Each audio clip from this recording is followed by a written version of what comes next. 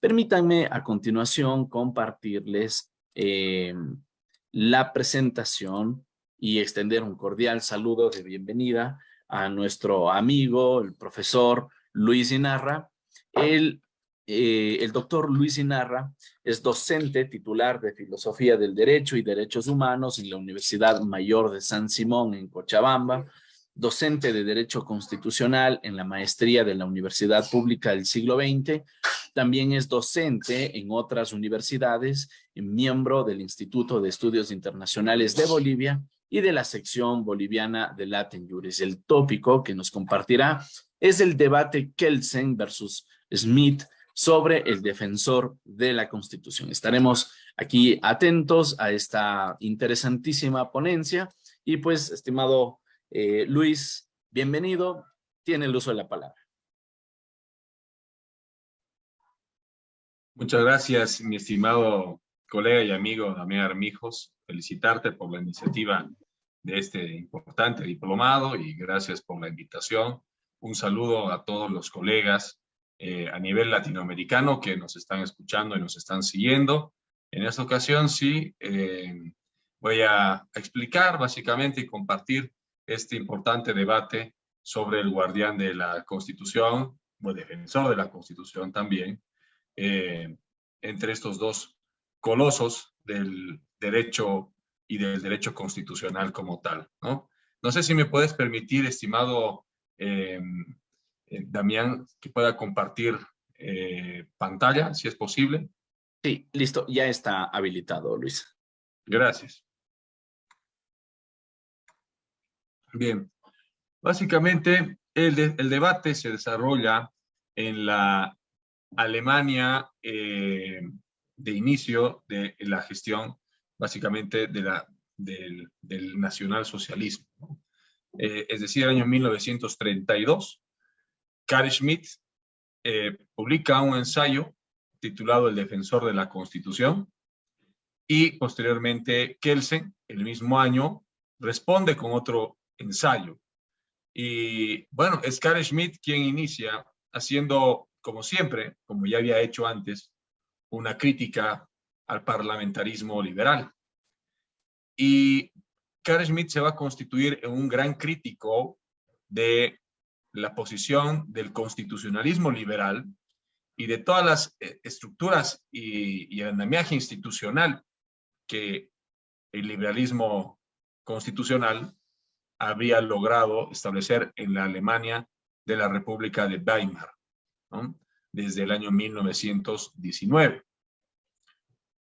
Carl Schmitt ya conocía la obra de Hans Kelsen, siempre ha sido un crítico de la obra de Hans Kelsen, y por su parte también Kelsen conocía la obra de Carl Schmitt. Es decir, no era la primera vez que se encontraban, de hecho, años antes, ya habían discutido a través de artículos de opinión o columnas de opinión, y ahora ya lo hacían desde un punto de vista más académico.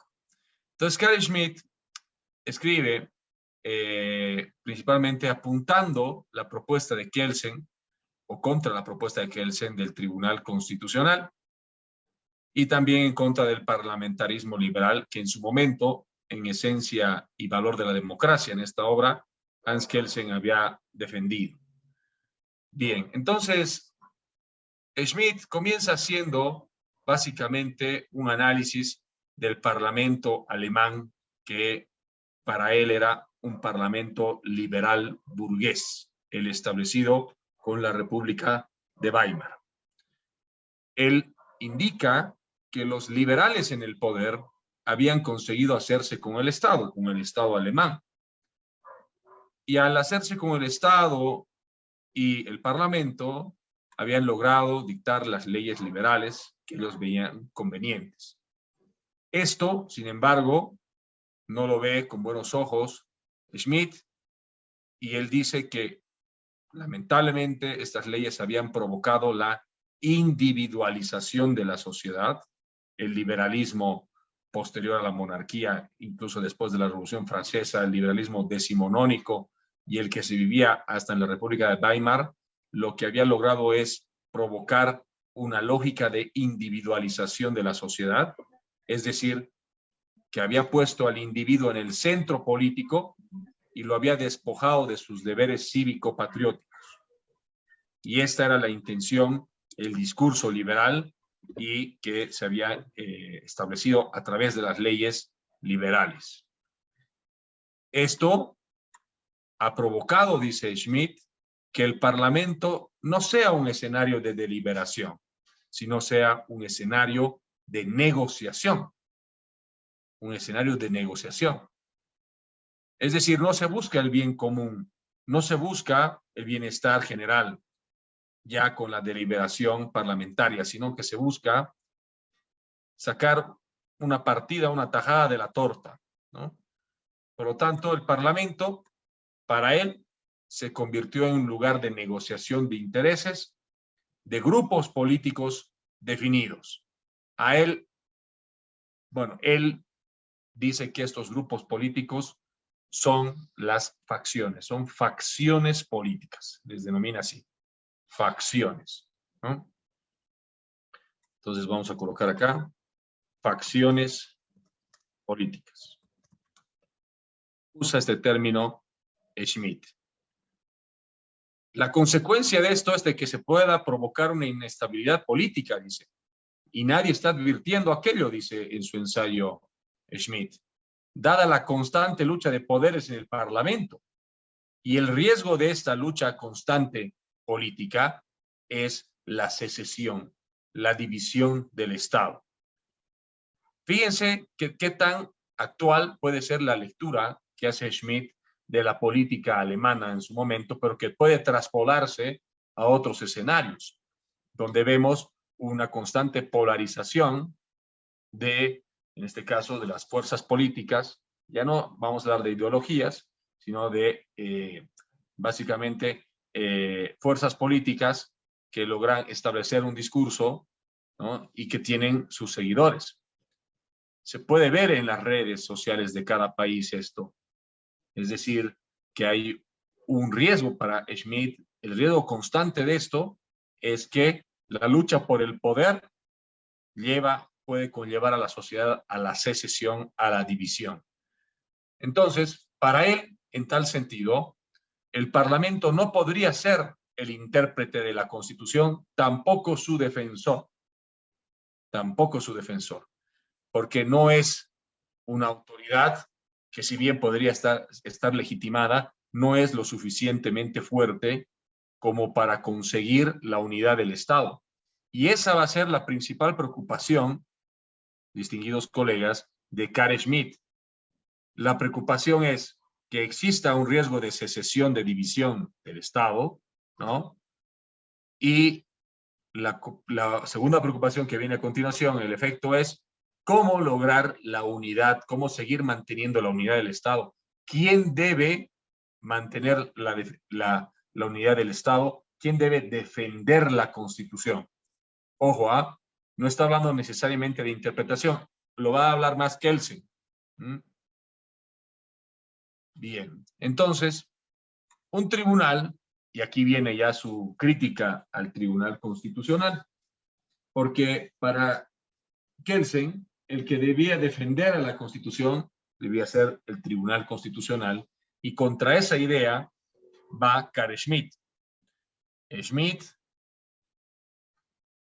va a criticar al tribunal diciendo que no es un tribunal, que, en otras palabras, el señor Kelsen no nos mienta, porque su Tribunal Constitucional en realidad no es un tribunal. Porque para él un tribunal solo es tribunal, solo puede llamarse así cuando resuelve casos bajo el imperio de la ley y subsumiendo los hechos en el derecho. Y eso es lo que no hace el Tribunal Constitucional. Ojo, entendido el Tribunal Constitucional solo como aquel órgano que ejerce el control de constitucionalidad. Hoy vemos que los tribunales constitucionales tienen van más allá de esa función, tienen otras funciones más, ¿no es cierto? Pero aquí se está hablando del tema de si el tribunal puede interpretar la Constitución, si el tribunal puede establecer límites a las leyes y declararlas inconstitucionales, básicamente. Y entonces un tribunal, o sea, el Tribunal Constitucional no debería llamarse tribunal, para empezar, porque no lo es al ejercer el control de constitucionalidad. Para él un tribunal no puede ser considerado un tribunal si es que somete una ley ordinaria a una ley constitucional. Es decir, aquí está en contra del control de constitucionalidad por parte de un tribunal. Para él, la declaración de inconstitucionalidad es una labor de un legislador, es labor de un legislador, es una labor política, no jurídica, dice Carl Schmitt. Ojo con esto, ¿ah? De cierta manera, Kelsen va a reconocer que la labor de ejercer el control de constitucionalidad no es eminentemente jurídica. Y esto es algo muy importante, ¿eh? Para entender cómo se da el andamiaje y el funcionamiento y la estructuración de nuestros tribunales constitucionales o cortes constitucionales hoy por hoy. O que hay una, podría decirse, una idea instalada de que el Tribunal Constitucional va a ejercer el control de constitucionalidad y ese trabajo sería un trabajo eminentemente jurídico. Aquí Schmitt está tratando de deshacer esa idea, de quitarnos la venda y decirnos, oiga, usted no piense que el Tribunal Constitucional resuelve conforme a derecho los casos de inconstitucionalidad.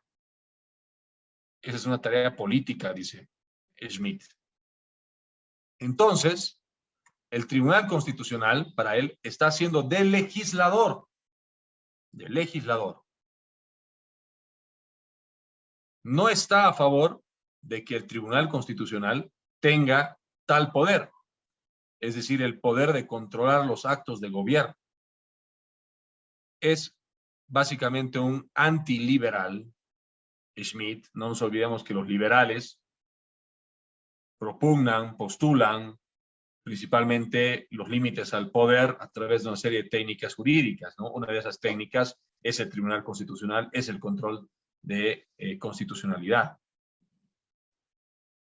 Para él, el positivismo normativista ha incurrido en un gran error, que es el de considerar que la Constitución solo está compuesta por leyes constitucionales, es decir, por reglas jurídicas prácticamente, ¿no?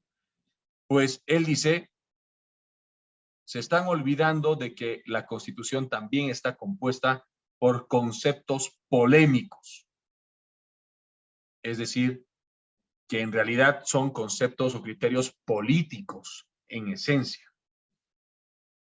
Ejemplo, el concepto de libertad, o el concepto de igualdad, o el concepto, bueno, cualquiera en las constituciones, por ejemplo, libertad de expresión, libertad de pensamiento, libertad de culto, son conceptos polémicos y políticos. O sea, son polémicos porque son políticos. ¿Y qué quiere decir que sean polémicos? Que es la política, y debe ser la política quien defina qué se va a entender por esos principios. No el derecho, no un tribunal. Esta es la posición de Carl Schmitt. Para él, los conceptos polémicos que compone la Constitución se definen de manera decisionista, es decir, de manera política. Gran parte de su teoría del derecho, básicamente su obra, La teoría de la Constitución, que es una obra de necesaria lectura y que se la recomiendo que la lean y que la encuentran en internet gratis porque es una obra de hace casi 100 años, pero creo yo muy importante. Él también habla ahí de los conceptos polémicos que están en la Constitución y dice que estos deben definirse de manera decisionista, es decir, políticamente. No a partir de un tribunal o de la decisión de un tribunal. Entonces, para él, la interpretación constitucional de estos conceptos polémicos, como dijimos, es una labor política. Y como es una labor política, cuando el Tribunal Constitucional interpreta conceptos polémicos, escuchen esta sentencia que él dicta. está usurpando el poder constituyente. Esta es una crítica muy fuerte de Schmitt al Tribunal Constitucional. Cuando el Tribunal Constitucional dice, vuelvo a repetir, interpreta con conceptos polémicos, está usurpando el poder constituyente. ¿Por qué? Porque se supone que el poder constituyente es aquel poder que debería ser el único que podría definir el sentido y el significado de esos conceptos polémicos, no el Tribunal Constitucional. Por ejemplo, cuando hablamos de educación, y si una constitución es muy general y dice, todos los ciudadanos gozan del derecho de educación, y no dice más nada, ¿no es cierto? Bueno, hoy en día ya hay constituciones, de hecho, las del Ecuador, la de Bolivia y muchas otras constituciones, ya establecen una mayor definición, pero imaginemos constituciones de la época de Schmitt, que eran muy genéricas, y que solamente decían los ciudadanos gozan de derecho de educación. Y no decían nada más. ¿Y qué entendemos por derecho de educación? Dice Schmitt, diría Schmitt.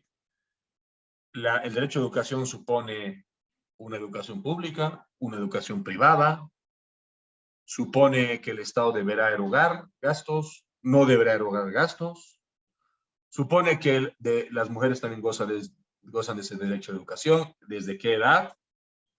Estamos hablando de la época de Schmitt, ¿no?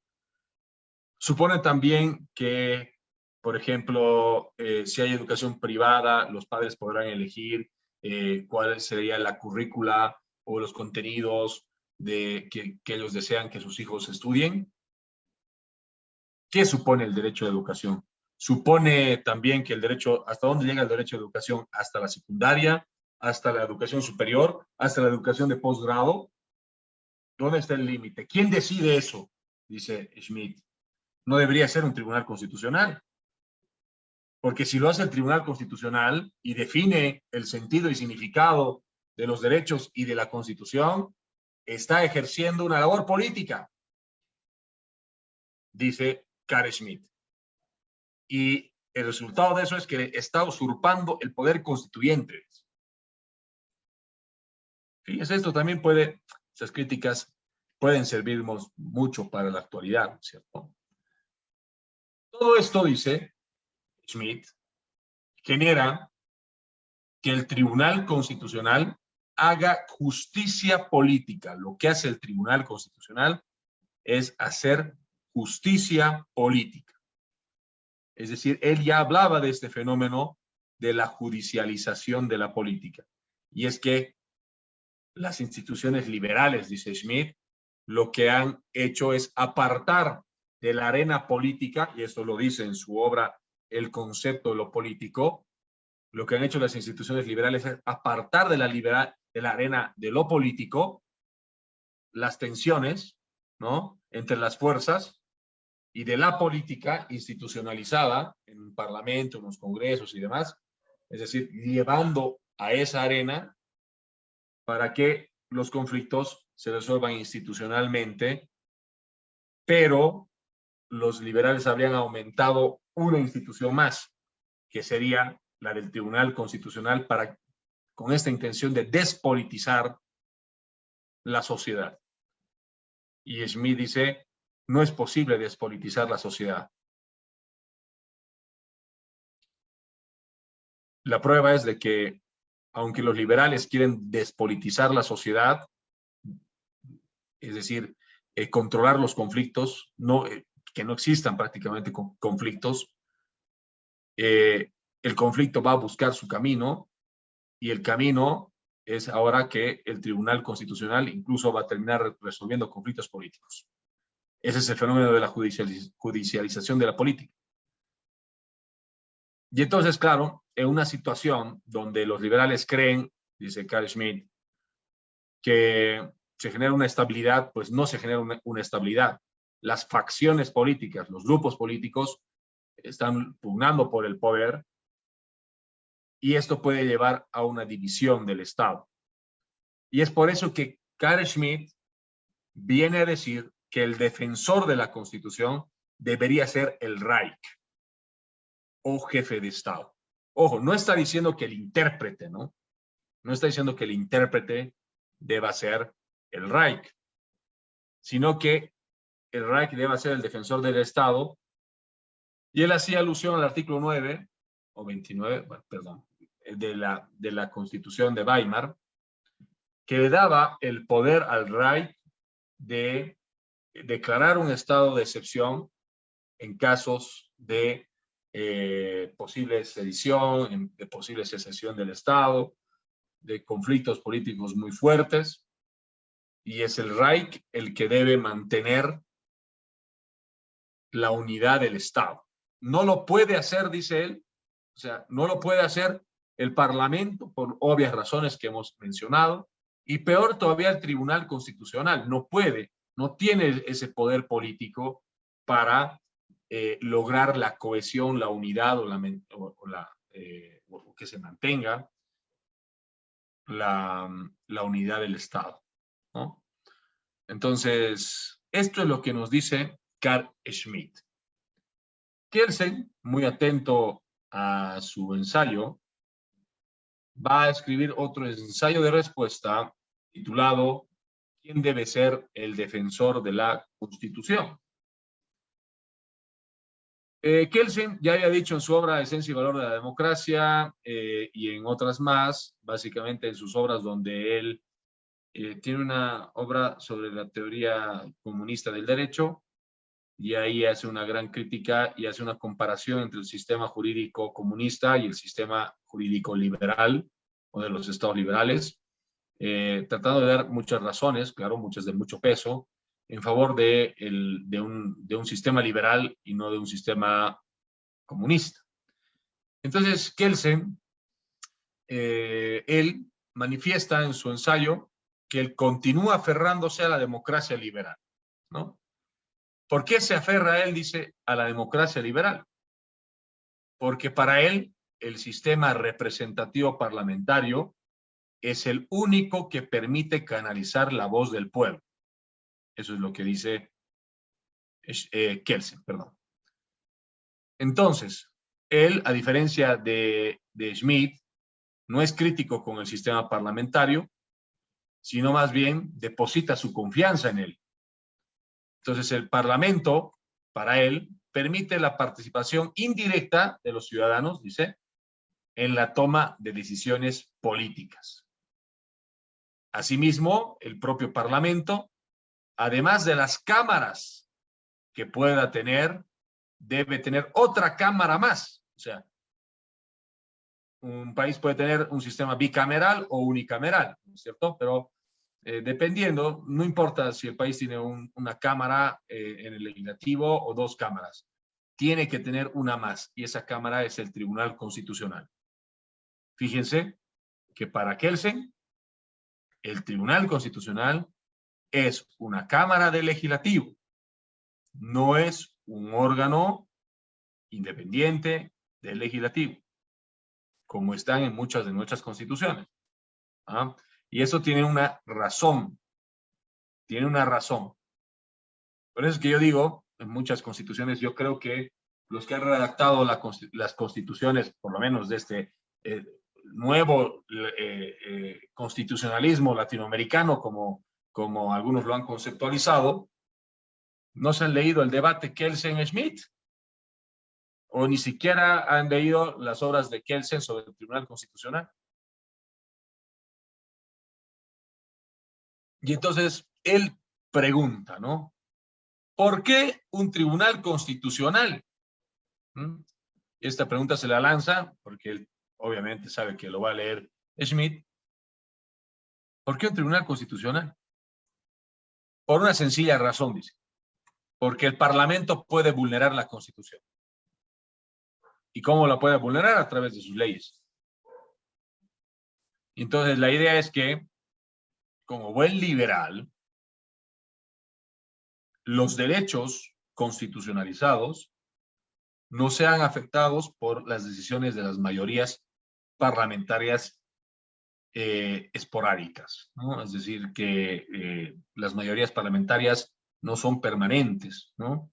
Cambian de gestión en gestión, ¿no? Cada 5 años. Y por lo tanto, las mayorías no deben poder vulnerar la Constitución, no pueden poder modificarla. Entonces, para él está claro que la Constitución es norma jurídica, son normas jurídicas las que están en la Constitución. Y en tal caso, como la Constitución tiene un carácter jurídico, se requiere que se aplique la Constitución y se la respete como tal, y va a ser el Tribunal Constitucional quien la haga respetar en la propuesta kelseniana.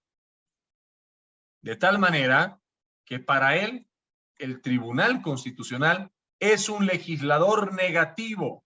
Aquí más o menos está de acuerdo con la crítica de Schmitt, cuando Schmitt dice, no, la tarea de controlar la constitucionalidad de las leyes es una tarea política, no es jurídica. Y por eso es que Kelsen está de acuerdo en el sentido de que el Tribunal Constitucional es un legislador, pero un legislador negativo. Pero legislador al fin y al cabo, ¿no es cierto? Y por lo tanto, el Tribunal Constitucional, en cuanto al control de constitucionalidad, al momento de comparar la norma ordinaria con la norma constitucional o las normas constitucionales, la decisión que vaya a tomar respecto a su inconstitucionalidad o constitucionalidad es una tarea de un legislador, en este caso un legislador negativo. ¿Por qué negativo? Porque es una cámara del legislativo que le pone o le puede poner un coto, un alto, un freno a una ley dictada por el legislador positivo, si se quiere, ¿no? Por el legislador que crea la ley. En cambio, el Tribunal Constitucional es negativo porque le pone un alto, un freno. ¿Mm? Esa es la lógica de Hans Kelsen. Por lo tanto, la institución del control de constitucionalidad de las leyes es una técnica más liberal y, por lo tanto, política de control del poder. Es una técnica más de control del poder. ¿Del poder de quién? Del gobierno, que representa a una mayoría durante esa gestión. Puede ser 4 o 5 años, dependiendo de cada país, ¿no es cierto? Entonces, lo que busca Kelsen, y él declara en su ensayo, es el equilibrio de poderes. Fíjense, para él, el Tribunal Constitucional va a velar que las leyes no contradigan a la Constitución. Simplemente es eso. Y por lo tanto, para Kelsen, el legislador queda sometido a la Constitución.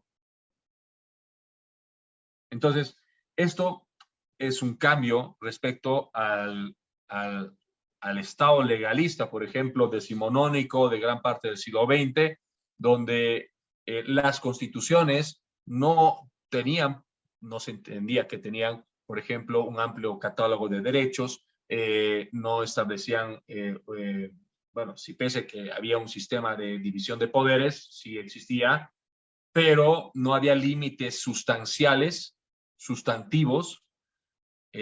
al legislador. De hecho, antes de que tengamos constituciones con amplios catálogos de derechos, los legisladores tenían más vía libre para incorporar cualquier contenido en las leyes.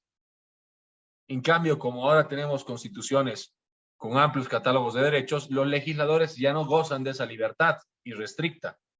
Los legisladores no pueden ir en contra de la Constitución, de los derechos fundamentales establecidos en ella. Entonces, lo que le preocupa a Kelsen es establecer un sistema respetuoso con el Estado de Derecho, lo dice así. ¿Y cómo generar un Estado de Derecho? Estableciendo controles al poder, ¿no? El rol fundamental del derecho sería limitar al poder. ¿En favor de qué? En favor de los derechos individuales, en favor de las libertades.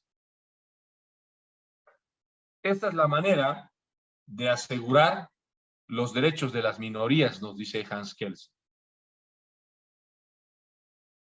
Para él no es justo que las mayorías, por la regla de la mayoría, que es una de las reglas democráticas más conocidas, pueda imponerse a los derechos de las minorías. Y las minorías no pueden ser esclavas de las mayorías.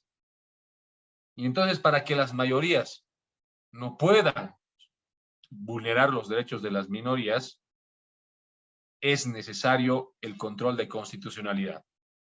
Es necesario.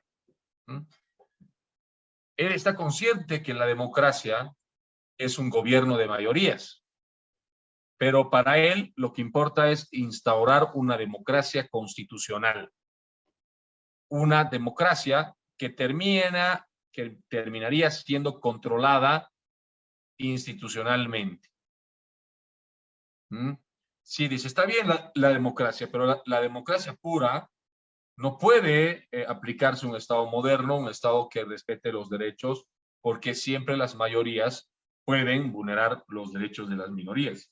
En tal sentido, hay que usar la herramienta del derecho para establecer instituciones como el Tribunal Constitucional, el control de constitucionalidad, los derechos fundamentales, para limitar el poder de esas mayorías que son representadas por un gobierno de turno, ¿no? En sí también se trata de limitar el poder de los gobiernos.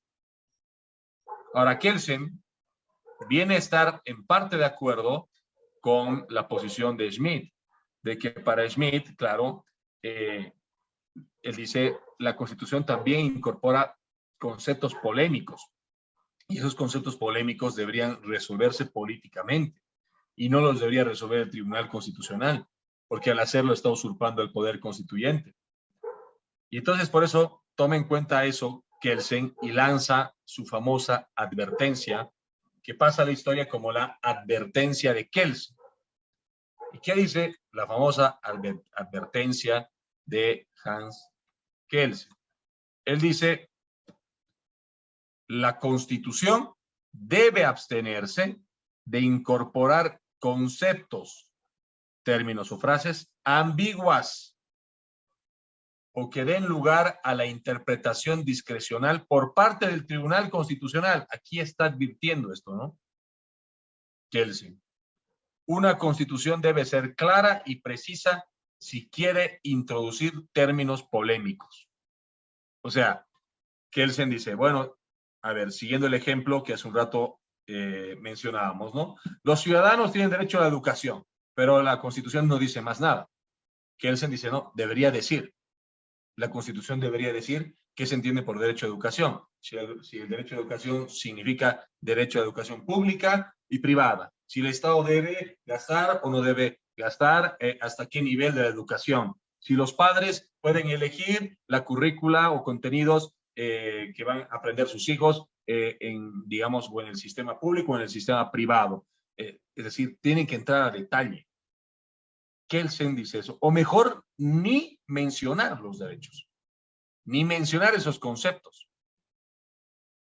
Porque lo que va a provocar el constituyente, es decir, el que redacta la Constitución, al incorporar esos conceptos, él dice fraseología, ¿no? O sea, como que lo vulgariza, ¿no?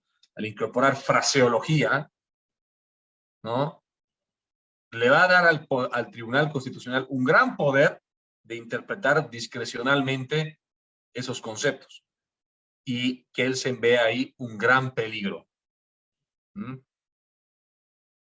Y ustedes me dirán, nuestras constituciones no pecan por incorporar fraseología, es decir, conceptos, términos ambiguos, y que nuestros tribunales constitucionales en muchos casos o en pocos, no sé, han interpretado discrecionalmente la Constitución. Creo que hay experiencia respecto en nuestros países, ¿no? Bueno, eso es todo, distinguidos amigos. No sé si va a haber preguntas, no sé qué se viene ahora. Les agradezco por su paciencia y por haber escuchado. Muchísimas gracias, estimado Luis. Muy interesante esta discusión que, pues, históricamente ha sido conocida como la polémica Kelsen-Schmidt y que ha sido sumamente bien resumida por tu parte. Igualmente, pues, recordarles a los participantes que si tuvieran alguna pregunta pueden formularla desde redes sociales. En general, pues, tenemos comentarios de felicitaciones. Henry Ulises Aguilar nos dice brillante ponencia. Tenemos algunos saludos desde diferentes países de América Latina. Bueno, en general, estimado Luis, agradecerte por esta participación que de alguna manera viene a complementar una cuestión permítanme un segundo. Ya, decía que viene a complementar una cuestión que ha sido ya tratada, que es la garantía jurisdiccional de la Constitución propuesta por Hans Kelsen, y que desde la óptica de la discusión democrática, ¿cierto? Esa suerte de constitucionalismo versus democracia, hacía falta y que quizás la abona con alguna fuerza Smith. Yo me animaría a cuestionar un asunto, ¿no? O a formular una pregunta en el sentido de, finalmente, ¿quién es el que ganó en esta polémica, ¿no? Y bueno, a esta pregunta seguramente se sumará la que nos formulará Limber Arroyo, quien tiene levantada su mano. Lo escuchamos, Limber. Gracias, doctor Armijos, y saludar al doctor Luis Gonzalo Inaga, quien ha hecho una exposición muy interesante. Lo que me llama la atención es de Hans Kelsen al establecer de que el Tribunal Constitucional es un legislador negativo, es decir, no tiene facultades para poder ser un legislador positivo, pero sin embargo en los hechos en Bolivia, y conoce muy bien el doctor Inaga, el Tribunal Constitucional se ha convertido en un legislador positivo más que negativo. Evidentemente hay sentencias a través del control de constitucionalidad abstracto o concreta, han ido expulsando normativas, pero sin embargo más se ha podido ver que existe una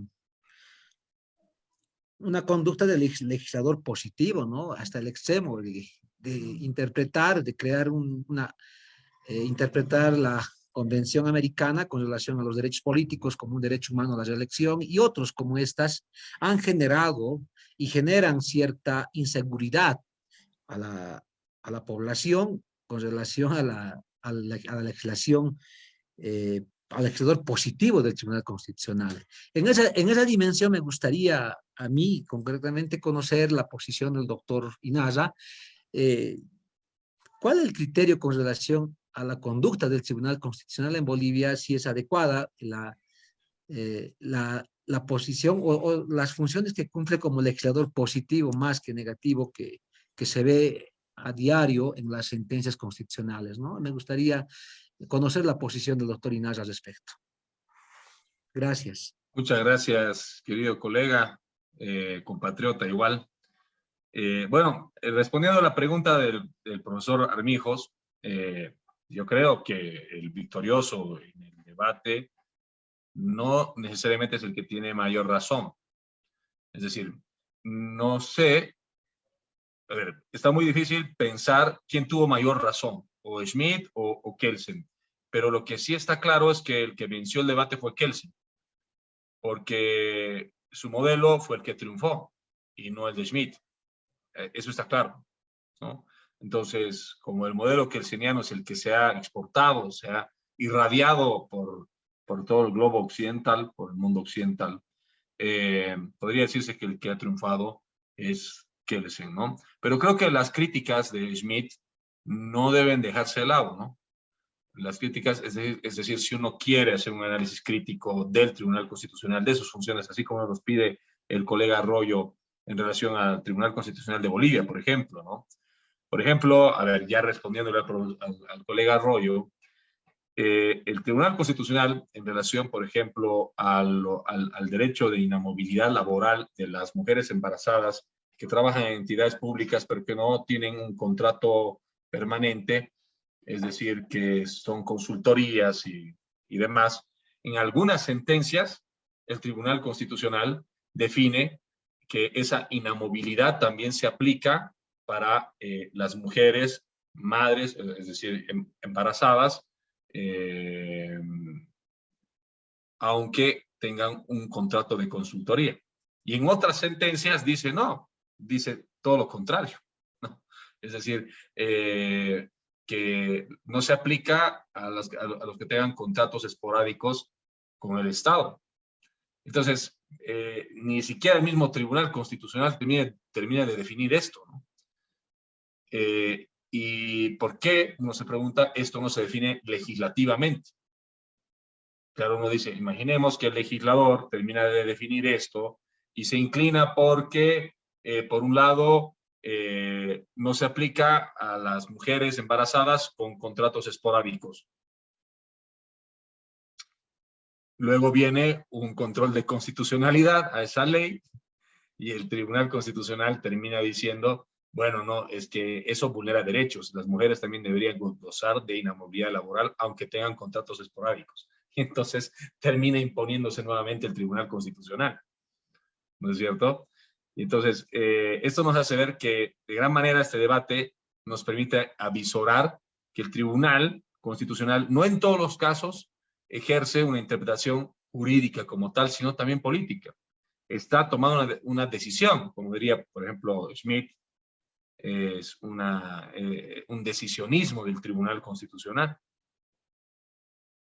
Y entonces se producen estos problemas que incluso se pueden generar entre la propia jurisprudencia del Tribunal Constitucional, como he dado este ejemplo, una especie de antinomias, una antinomia entre jurisprudencias del Tribunal Constitucional.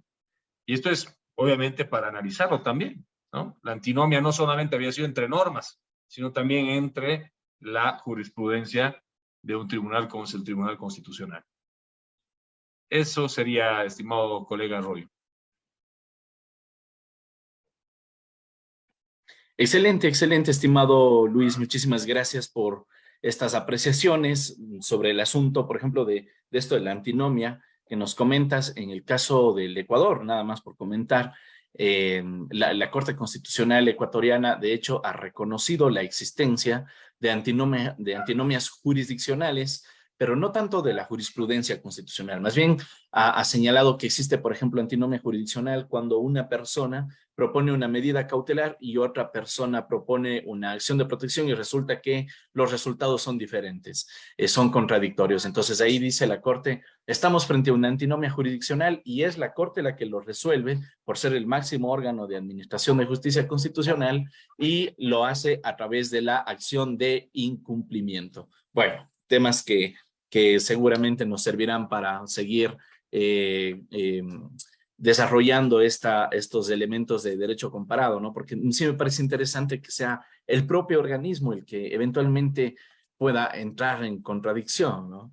En fin, otra pregunta de Alex Amado dice, ¿de qué manera el jefe del Reich podía garantizar la Constitución, dice, como legislador negativo?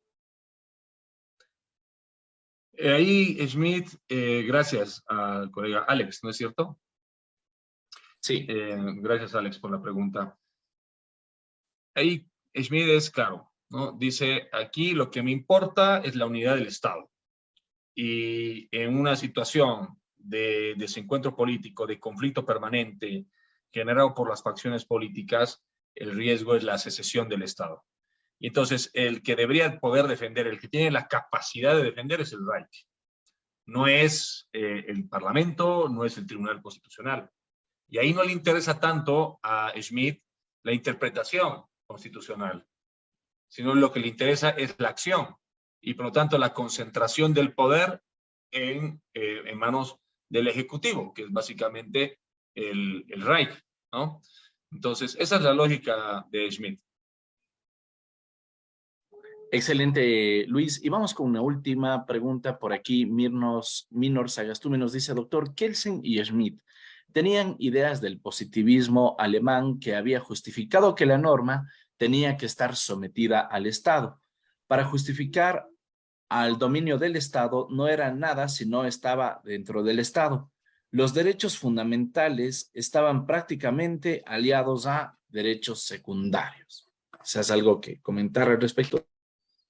Sí, Kelsen en realidad no habla de derechos, ¿no? Ni en la teoría pura del derecho, ni en la teoría general del derecho y del Estado, ¿no? Ni en la teoría general de las normas. Tres obras muy importantes de Kelsen. Él más bien ve los derechos como reflejo de las obligaciones, ¿no? Él habla de derechos como reflejo. Entonces, para él, el discurso de los derechos es un error, siendo un liberal, inclusive, porque el derecho en sí es, al ser coercitivo y sancionatorio, lo que hace es establecer una lógica coactiva por la cual cuando existe un incumplimiento, una obligación, el sistema institucionalizado del derecho, a través del Estado, debe reaccionar ante el incumplimiento de la obligación de manera coercitiva, ¿no? Entonces, para Kelsen, el que posee una obligación y la incumple está afectando a otra persona, al derecho de esta persona. Por eso es que él dice derechos como reflejo. ¿Reflejo de qué? De las obligaciones. Solo puede haber derechos si alguien tiene una obligación de hacer algo en favor de este otro, ¿no? Esa es la lógica de Kelsen. Él no tiene un discurso a favor de los derechos, ¿no? Ya luego vienen otros positivistas. De hecho, los positivistas como tal, ni siquiera el propio Hart, ¿no? Tiene un lenguaje en función de los derechos. Estos son más los neoconstitucionalistas como Dworkin. A partir de ahí es que ya se utiliza un lenguaje como propio Alexi, vinculado a los derechos, ¿no? Me refiero a la teoría del derecho, ¿no? Eso es, mi estimado colega. De acuerdo, muy bien, estimado Luis, muchísimas gracias por esta ponencia. Y igualmente un agradecimiento a todos ustedes, apreciados participantes, por habernos acompañado. Luis, te devuelvo la palabra para que pudieras despedirte de esta audiencia. No, quedo yo muy agradecido con Latin Juris, aquí con su director, mi colega y amigo Damián Armijos, y muy agradecido con toda la audiencia. Espero que nos volvamos a reencontrar en otra ocasión. Les mando un fuerte abrazo. Muchísimas gracias. Seguro que sí, habrán muchos espacios en los que podamos seguirnos encontrando. Igualmente con ustedes, apreciados participantes, muy agradecidos. Hemos completado ya la 12ª jornada y pues nos estaremos encontrando la próxima semana para continuar con el estudio de los procesos constitucionales. En esta ocasión estaremos hablando sobre acción extraordinaria de protección y otros procesos de control orgánico de la Constitución. Así que pues que tengan un feliz fin de semana y nos veremos el próximo lunes. Muchísimas gracias.